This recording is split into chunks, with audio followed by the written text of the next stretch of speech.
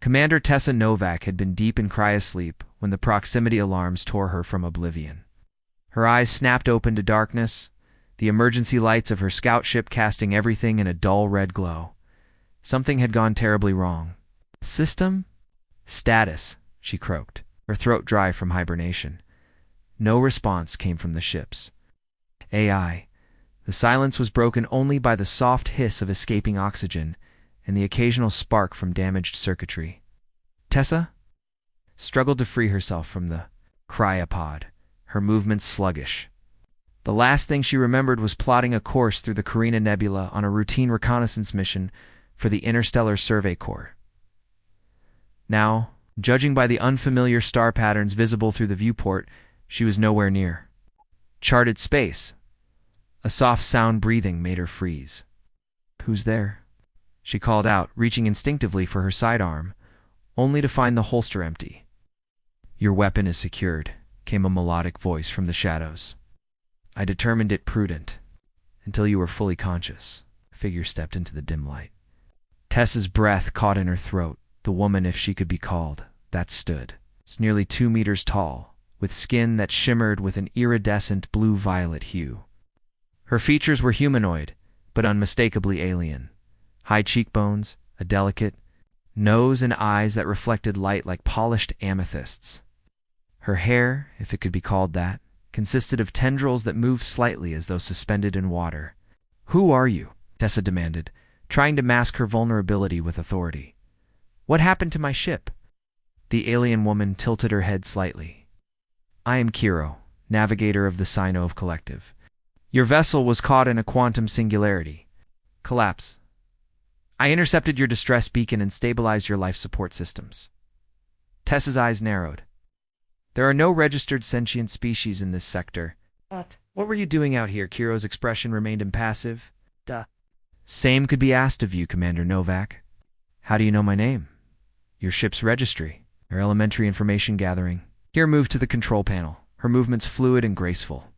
"Your propulsion system is irreparably damaged. The communications array functioning at 17% capacity.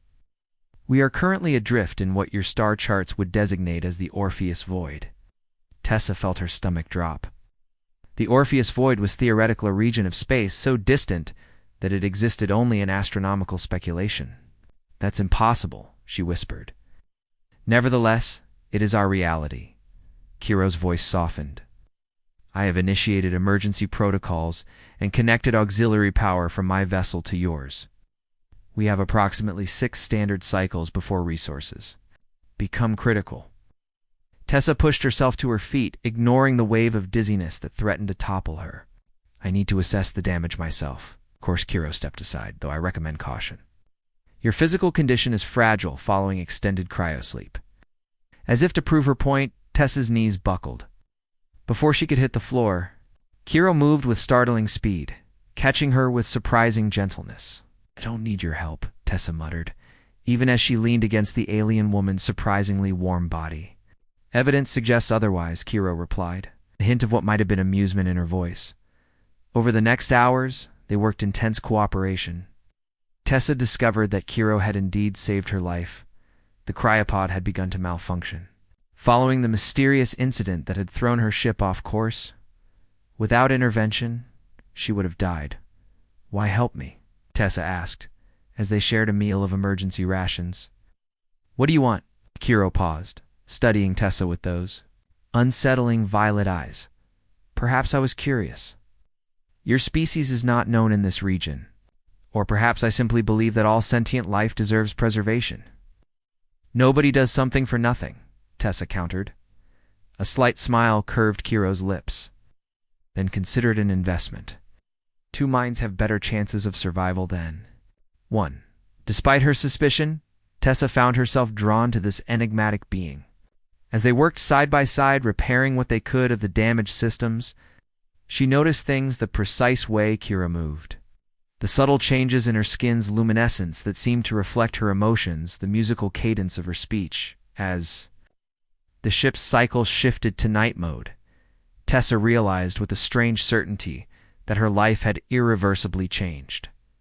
Lost in uncharted space with an alien whose motives remained unclear, she should have felt despair.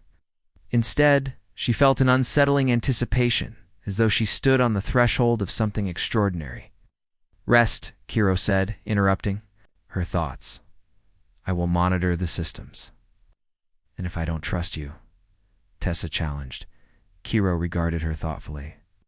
"Then we are indeed in a difficult situation. But consider this. If I wished you harm, I could have simply allowed your cryopod to fail." Tessa couldn't argue with that logic. With reluctance, she retreated to her quarters, leaving the door deliberately open.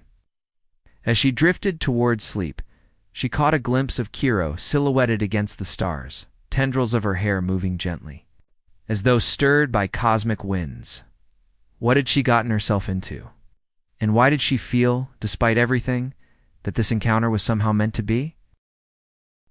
3 days into their unexpected partnership, Tessa found herself adapting to Kiro's presence with surprising ease.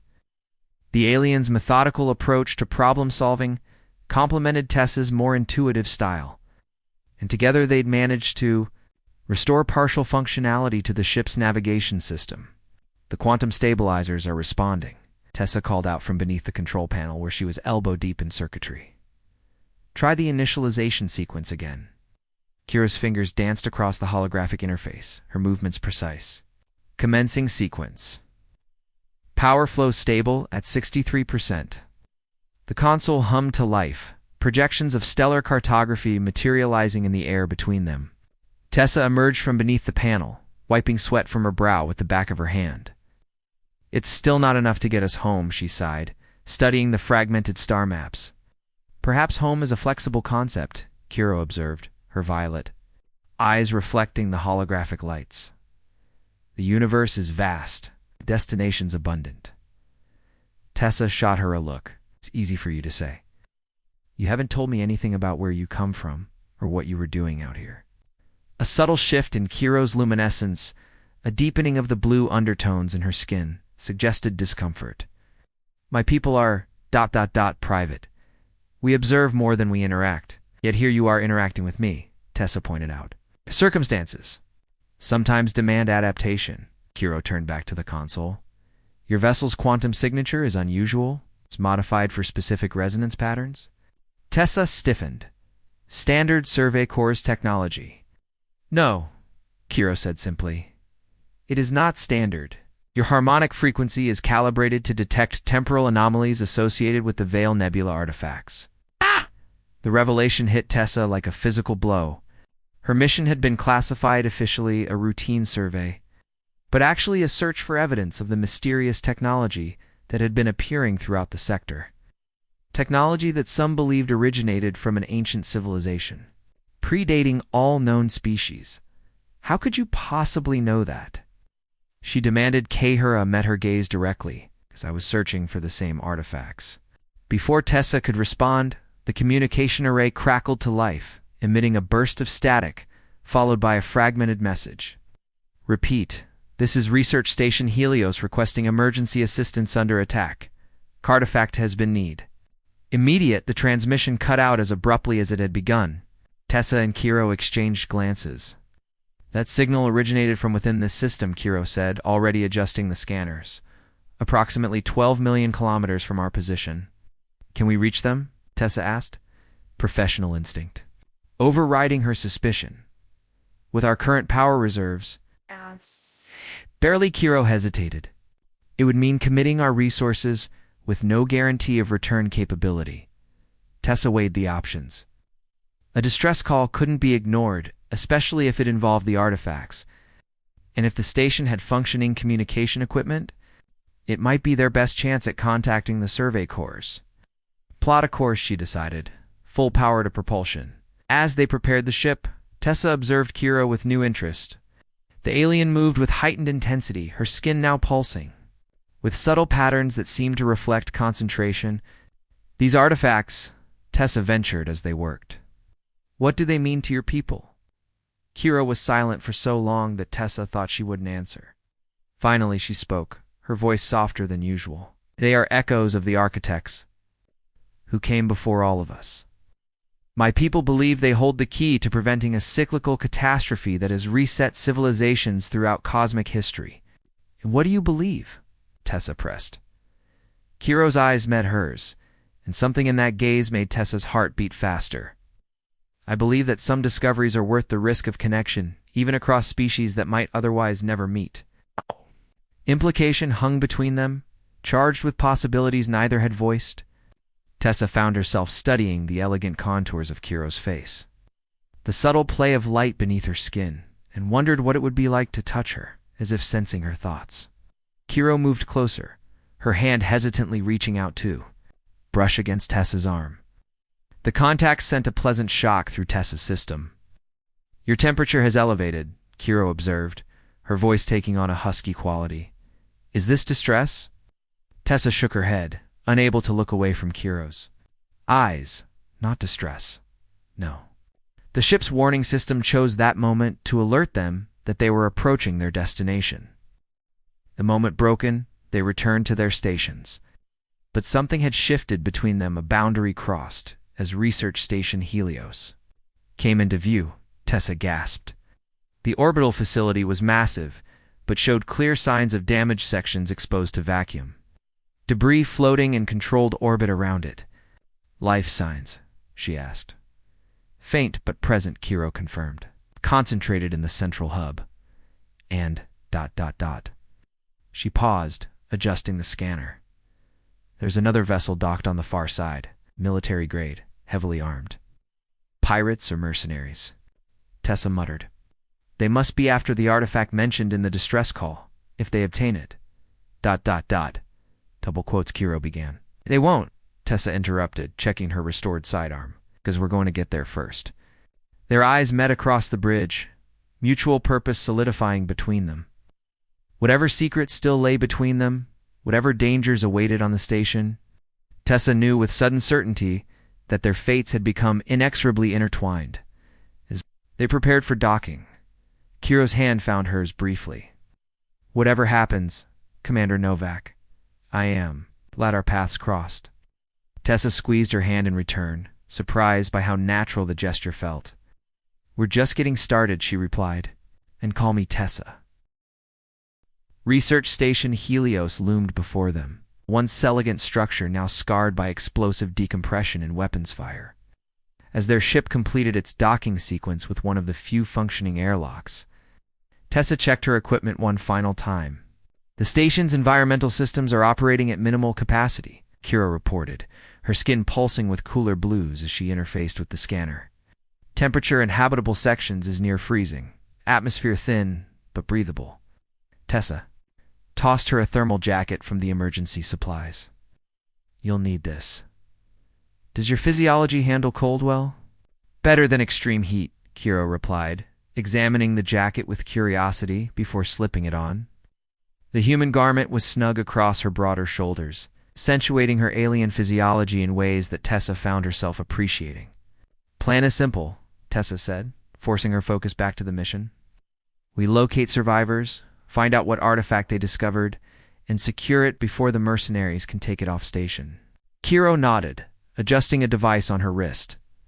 "This will help us track quantum resonance patterns typical of architect technology." The airlock cycled, releasing them into the station with a hiss of equalizing pressure. Immediately, their breath formed clouds in the frigid air. Emergency lighting cast long shadows down the corridor, and frost patterns decorated the walls like delicate artwork.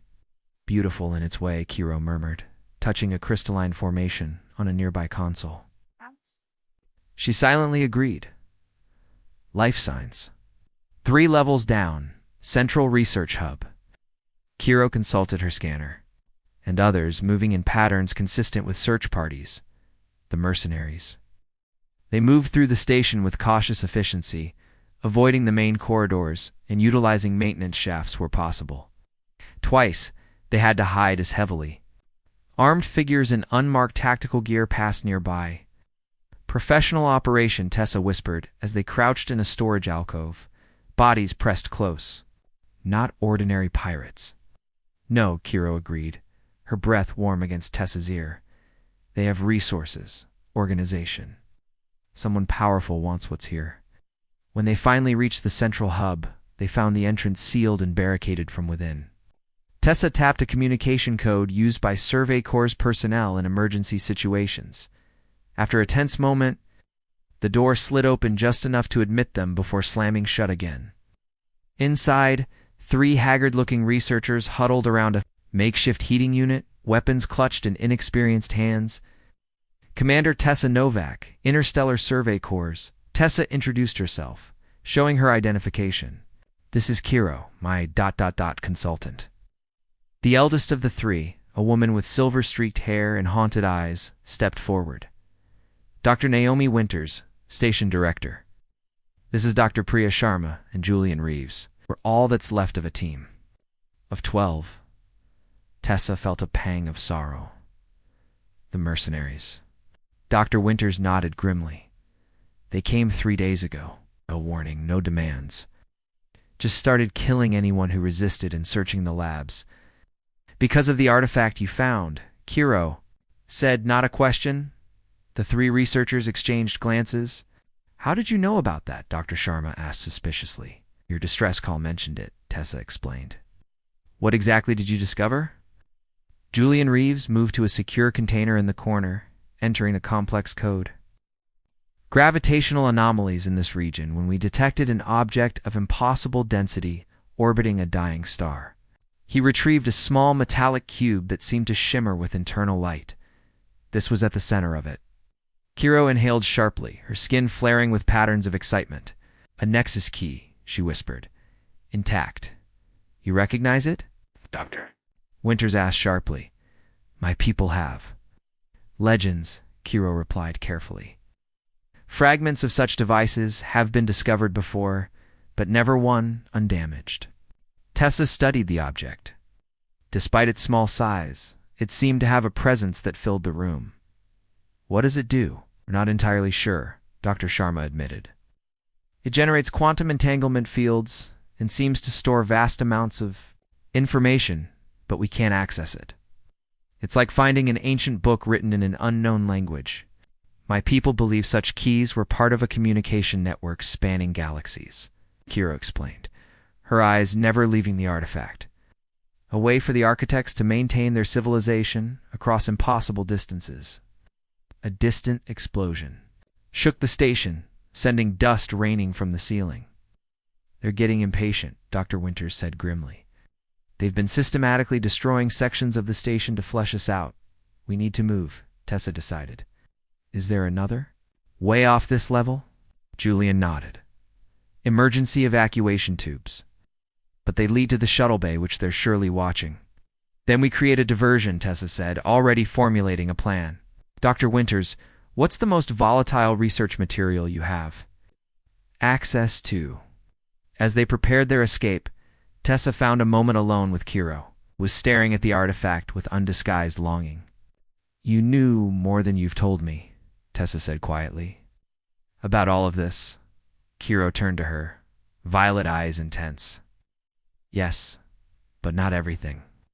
I've been searching for proof of the architect's legacy my entire life, following fragmented clues across star systems. Finding you in the SIT changes everything. Finding me? Tessa repeated. Was our meeting really an accident? Before Kiro could answer, a proximity alarm sounded.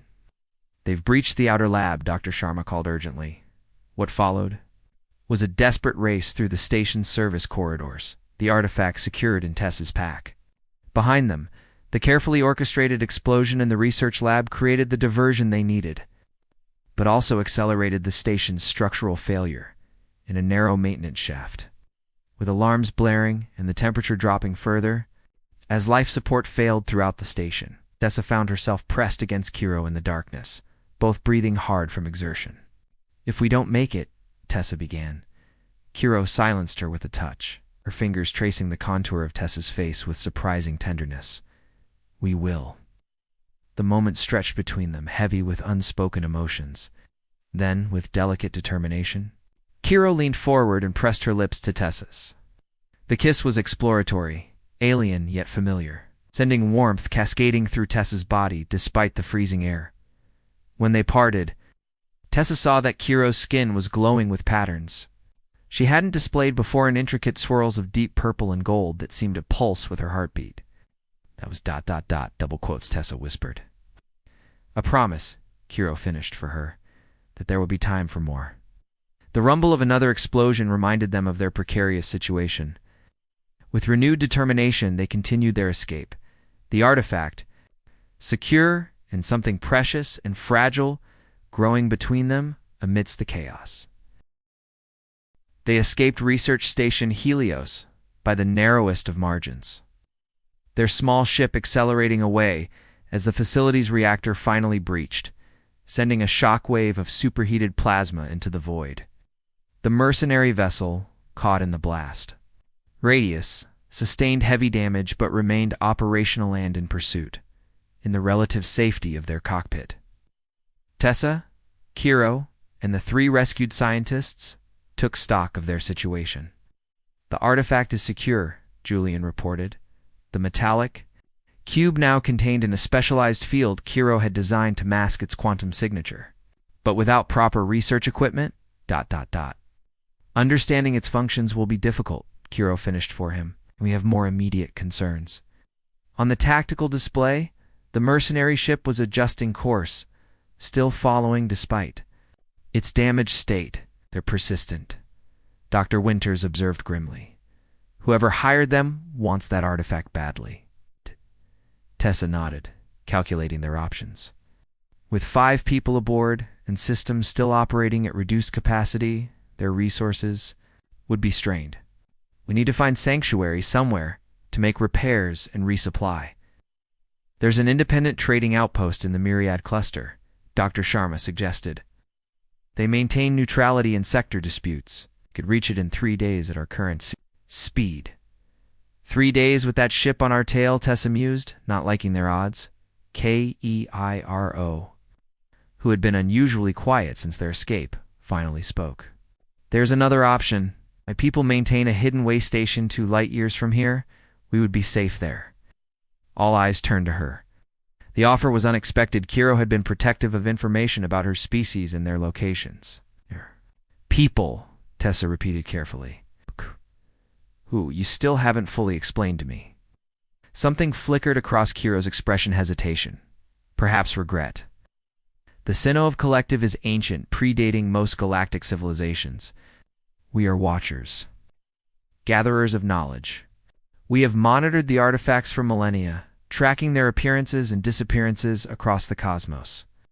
Why? Dr. Winters asked, her scientific curiosity evident. Because we believe they are not merely communication devices, but components of something greater, Kiro explained. A network that spans not just space, but time itself. Julian looked skeptical. That's theoretically impossible. For your science, perhaps, Kiro acknowledged. But the architects operated beyond conventional physics. Tessa studied Kiro carefully, remembering their conversation before reaching the station. A suspicion had been growing in her mind. Said finding me changed everything. What did you mean by that? The question hung in the air, heavy with implication. Kiro's skin dimmed slightly, the patterns that had been so vibrant during their intimate moment in the station fading to subtle pulses. Your ship's quantum signature, she said finally. It wasn't just calibrated to detect the artifacts. It was resonating with them. As if... as if what? Tessa pressed. As if it had been designed by someone with knowledge of the architect's technology, Kiro finished. The revelation sent a chill through Tessa. Her ship had been assigned to her by Survey Corps' command with specific instructions about her mission parameters. If what Kiro suggested was true, it meant her superiors knew far more about the artifacts than they had disclosed, possibly even possessed some themselves. You're saying I was being used, Tessa said flatly. That my mission was never about routine reconnaissance. I believe you were sent to find the artifacts. Yes, Kiro admitted, though I doubt you were told the true reason why. Dr. Sharma leaned forward. And what is the true reason? Before Kiro could answer, the ship's sensors detected a new signila, massive vessel dropping out of faster-than-light travel directly in their path. Sinnoh vessel, Kiro identified, her voice tight. A Sentinel-class observer ship. The communications array activated without their input, and a stern voice filled the cockpit. "Navigator Kiro, you have violated protocol by direct intervention with non-collective species. Return the artifact immediately and prepare for extraction." Tessa turned to Kiro, betrayal burning in her chest. "You contacted them?" "No," Kiro insisted, genuine distress evident in her voice, and the chaotic patterns now rippling across her skin. "They must have been tracking me, or the artifact's signature." "Convenient timing," Julian muttered. The Sinov vessel began generating a tractor field, its massive energy signature dwarfing their ship's capabilities. "They're going to take the artifact," Dr. Winters realized, "and probably us along with it." Tessa felt the situation spiraling out of control. She had trusted Kiro, had begun to feel something for her that transcended their brief acquaintance. Now she didn't know what to believe. "Did you save me from the wormhole collapse just to use me to find the artifact?" she demanded, the hurt in her voice raw and unfiltered. Kiro's eyes widened. "No, Tessa, The truth," Tessa interrupted. "For once, just give me the whole truth." Kiro seemed to deflate, her luminescence dimming further. "I was assigned to track your ship because the collective detected its unique signature. But the wormhole collapse was unexpected, a natural phenomenon. I saved you because it was right, not because of any mission. And afterward, getting close to me." A flash of genuine pain crossed Kiro's features. That was never part of any plan. The tractor beam began to take hold, their small vessel shuddering under its influence. "We have to make a decision," Dr. Sharma urged. "The mercenaries are still approaching from behind, and this new ship is pulling us in from the front."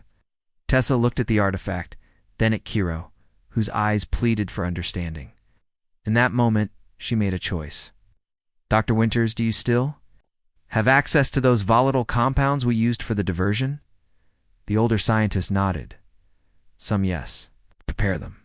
We're going to create a localized energy surge in our engine core enough to disrupt the tractor beam temporarily." Tessa turned to Kiro. "We're going to tell your people exactly what they want to hear." Understanding dawned in Kiro's eyes. "A deception. Unless you'd prefer to hand over the artifact and explain to your superiors why you've developed feelings for a primitive human," Tessa replied, a hint of challenge in her voice. For the first time, Kiro smiled a genuine expression that transformed her features. "I would not," she admitted softly, as they prepared their desperate gambit. Tessa wondered if she was making a terrible mistake. But looking at Kiro, remembering the kiss they had shared in the frozen corridor of the station, she knew she wasn't ready to let go of whatever was growing between them, not without discovering where it might lead. Aetha artifact.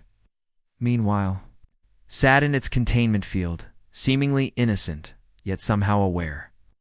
And deep within its structure, patterns were shifting, resonating with something in Tessa's own genetic makeup, a connection neither woman yet understood, but which would soon change everything they thought they knew about themselves and the cosmos. Their plan worked, though not precisely as intended. The localized energy surge, combined with Kiro's convincing performance of surrender, created just enough confusion for their ship to slip between the Sinnoh vessel and the approaching mercenaries. In the ensuing chaos, as the two larger ships engaged each other, Tessa executed a desperate maneuver, diving their small craft into the corona of a nearby star. The radiation scrambled sensors and cloaked their escape, though not without cost. Their vessel, already damaged, now operated on minimal life support. Limping through space toward coordinates Kiro had reluctantly provided. A sanctuary, she had called it, neither collective nor human. A place between worlds. 3 days later, they approached their destination, an asteroid belt, orbiting a binary star system. Hidden among the tumbling rocks was a structure unlike anything Tessa had ever seen. Part space station, part living organism, its architecture flowing and adapting to the surrounding environment. The Confluence, Kiro named it as they approached. Built by those who left the collective generations ago, seeking a different path. Dissidents, Dr. Winters asked. Visionaries, Kiro corrected.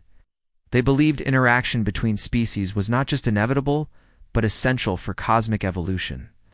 The collective's policy of observation without interference seemed increasingly misguided as civilizations rose and fell, repeating the same patterns of discovery and destruction.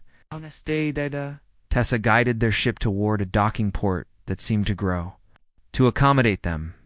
And you, what do you believe? Kiro met her gaze steadily. I believe I am where I need to be. The confluence welcomed them with an efficiency that spoke of advanced technology melded seamlessly with biological systems. They were greeted by beings of various species, some recognizable to Tessa, others entirely alien, but all coexisting. In apparent harmony, their leader, an elder Sinov named Tarek, whose skin had faded to pale silver with age, examined the artifact with reverence. A nexus key, he confirmed, echoing Kiro's earlier identification. One of the 12 created by the architects before their transcendence. With this, we can finally understand the message they left behind. Message? Julian questioned. I thought they were communication devices. Communication across dimensions, Tarek clarified. The architects discovered that consciousness itself is the fundamental force of the universe, more basic than gravity or electromagnetism. They found a way to encode consciousness into quantum structures that exist outside normal spacetime. Dr. Sharma looked skeptical. That sounds more like philosophy than science. The distinction is meaningless at certain levels of advancement. Tarek replied without offense. Your own quantum theories hint at observer effects on reality. The architects simply mastered this principle completely. Tessa, who had been quietly observing, finally spoke. What does this have to do with me? Kiro suggested. My ship was designed to resonate with these artifacts. Tarek turned his ancient eyes toward her. Not just your ship, Commander Novak. You? Hush fell over the room. Even Kiro looked surprised. Certain genetic sequences in various species across the galaxy show evidence of architect influence, Tarek explained. Markers that respond to the quantum frequencies of their technology. You carry such markers more prominently than most. That's impossible, Tessa protested. I'm just a normal human. There is no such thing as just human, Tarek said gently. All sentient species contain multitudes of potential. The architects recognized this and left ... keys. Within the genetic code of promising species, dormant until needed. As if responding to his words, the artifact began to pulse with internal light, its pattern synchronizing with Tessa's heartbeat. She felt a strange resonance, as if something long sleeping within her was stirring.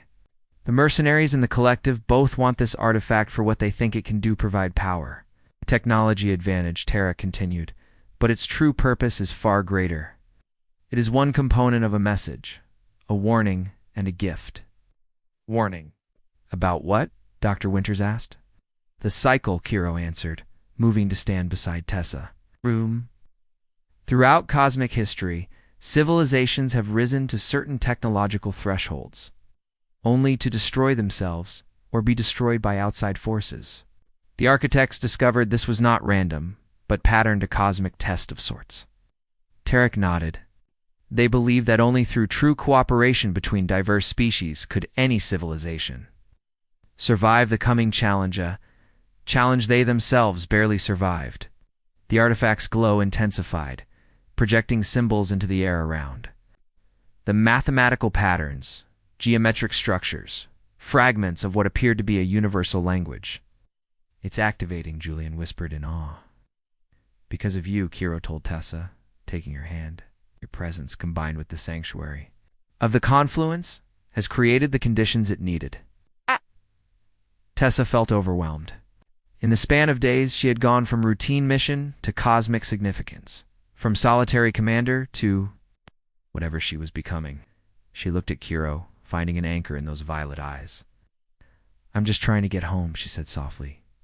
Kiro's expression softened. Perhaps home is not where you began, but where you are meant to be. A tremor ran through the confluence, followed by alarm signals. On the monitoring screens, 2 vessels appeared, the Sinov Sentinel and the mercenary ship. Both damaged, but functional, both converging on their location. They tracked us, Dr. Sharma realized with dismay. No, Tarek corrected. They tracked the artifact's activation. Its energy signature is unmistakable now. Tessa made a decision. Then we need to complete whatever it's trying to do before they reach us. Tarek, what do we need to do? The elder Sinov gestured to a circular platform at the center of the chamber. The Nexus key must be placed there, and you must stand with it. Your genetic resonance will complete the connection. With Kiro at her side, Tessa approached the platform. As she placed the artifact in its center, it began to disassemble and reform, its components spiraling outward to create a complex three-dimensional lattice of light. Whatever happens, Tessa said to Kiro, I'm glad we found each other. Kiro's skin glowed with the now familiar patterns of emotion that Tessa had come to recognize as affection. As am I. The moment Tessa stepped onto the platform, everything changed. The lattice of light enveloped her, connecting 2 points within her body as if recognizing long-lost fragments of itself. Knowledge flooded her consciousness, not as words or images, but as pure understanding. She saw the architects, not as physical beings, but as patterns of consciousness that had evolved beyond material form. She understood their journey there, discoveries, their ultimate transcendence to a state of existence beyond conventional reality.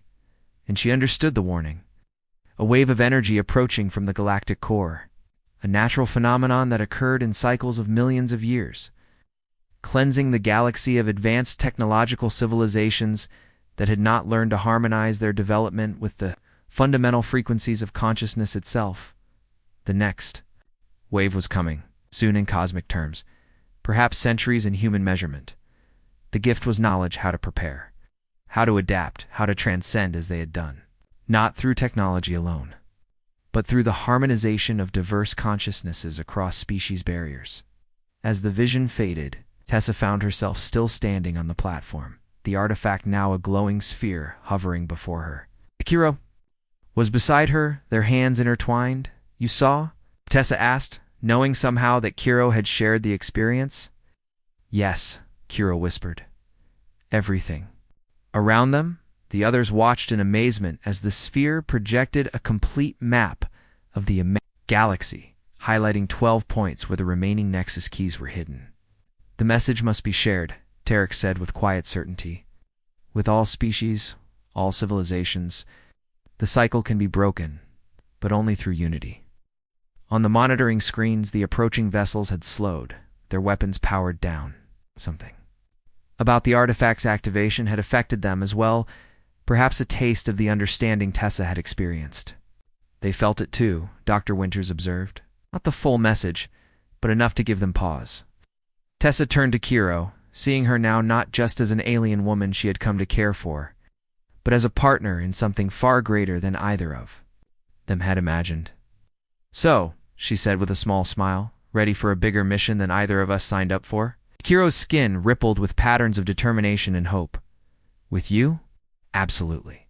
As the confluence prepared for diplomatic contact with both the approaching vessels, Tessa and Kiro stood together at the heart of a new beginning for themselves and potentially for all sentient life in the galaxy. The artifact, its initial purpose fulfilled, had become something new, not just a key to ancient knowledge, but a bridge between worlds, between species, between hearts. And in that transformation lay the true legacy of the architects, the understanding that evolution, both cosmic and personal, always led toward greater connection. For Tessa Novak, former commander of the Interstellar Survey Corps, and Kiro, once navigator of the Sinov Collective, their unexpected meeting had been just the first step on a journey neither could have imagined. Whatever challenges lay ahead, they would face them together, two beings from different worlds, united by circumstance, choice, and something that felt remarkably like love.